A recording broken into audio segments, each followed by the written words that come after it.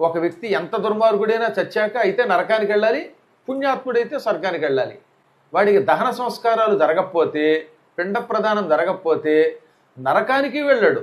సరే, పాపాత్ముడు కనుక స్వర్గానికి ఎలాగో వెళ్ళాడు.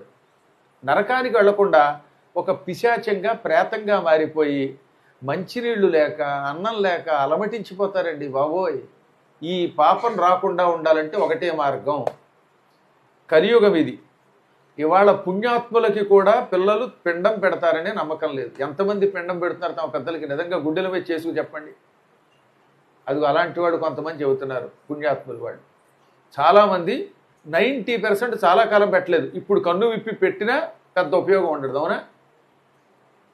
కాబట్టి భవిష్యత్తులో మనకి పిండం పెడతారనే నమ్మకం లేదు.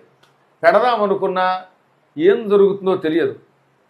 తర్వాత అసలు పిల్లలు ఎవరిని పెళ్లి చేసుకుంటున్నారో ఏం జరుగుతుందో కూడా తెలియదు. అటువంటి వాళ్ళకి మోక్షం ఎలా వస్తుంది?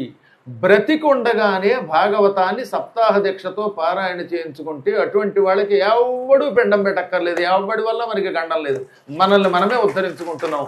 అందుకని ఇన్ని భాగవత సప్తాహాలు చేస్తున్నాం. ఒకసారి చేయించుకుంటే చాలదా అనకండి. ఎప్పుడు వీలుంటే అప్పుడు, డబ్బు ఉంటే కుదిరితే చేయించుకోండి. డబ్బు లేకపోయినా గోత్రనామాలు ఇస్తే చేస్తున్నాగా మేము. చాలామంది దగ్గర పేదవాళ్ళు ఉన్నా వాళ్ళు గోత్రనామాలు ఇచ్చినంత మాత్రం చేత సామూహిక పారాయణలో గోత్రనామాలు చెప్పిస్తున్నాం. అలా నిరంతరంగా భాగవత సప్తాహాలు చేయించుకోండి. ఒక్క భాగవతమే తనను తాను ఉద్ధరించుకునేలా చేస్తుంది. భాగవత సప్తాహం జరిగినటువంటి వ్యక్తికి ఇక ఎవరు పిండం పెట్టినా పెట్టకపోయినా, కర్మకాండలు జరిగినా జరగకపోయినా ఏం పర్వాలేదు, ఢోకా లేదు. వాడు శీఘ్రముగా వైకుంఠమును పొంది తీరుతాడు. భాగవతం వల్ల వాడు బాగుపడకపోతే ఈ ప్రపంచం తల్లకిందులైన వాడిని బాగు చెయ్యలేదు అని శాస్త్రం. అందువల్ల ఈ మధ్యలో ఎవరైనా ఏమంటే మా భవిష్యత్తు తిరగట్లేదు, అందువల్ల మమ్మల్ని మేము ఎలా ఉద్ధరించుకోవాలని బాధపడుతున్నారు, వాళ్ళు ఏం బాధపడక్కర్లా. ఎక్కడో చోట భాగవతాన్ని చేయించుకోండి. అందున గురువుగారు నిరంతరంగా చేసుకునే ఉన్నారు. ఇక్కడ నుంచి వెళ్ళగానే గుంటూరులో చేస్తారు, గుంటూరు అవగానే హైదరాబాద్, హైదరాబాద్ అయ్యాక సుఖస్థల్, సుఖస్థలం అయ్యాక గొంతకల్, గొంతకల్ అయిన తర్వాత కాశీ, కాశీ అయిన తర్వాత మళ్ళీ అబ్బే ఇంగ్లాండ్, బ్రిస్టల్. బ్రిస్టల్ కూడా మీరు వస్తానంటే మాకు అభ్యంతరం లేదు, కానీ బ్రిస్టల్లోకి పిస్టల్ ఎలవ చేయరనుకోండి, అది వేరే విషయం. అక్కడి నుంచి వచ్చి రాగానే పరమ పవిత్ర నైమిషారణ్యం.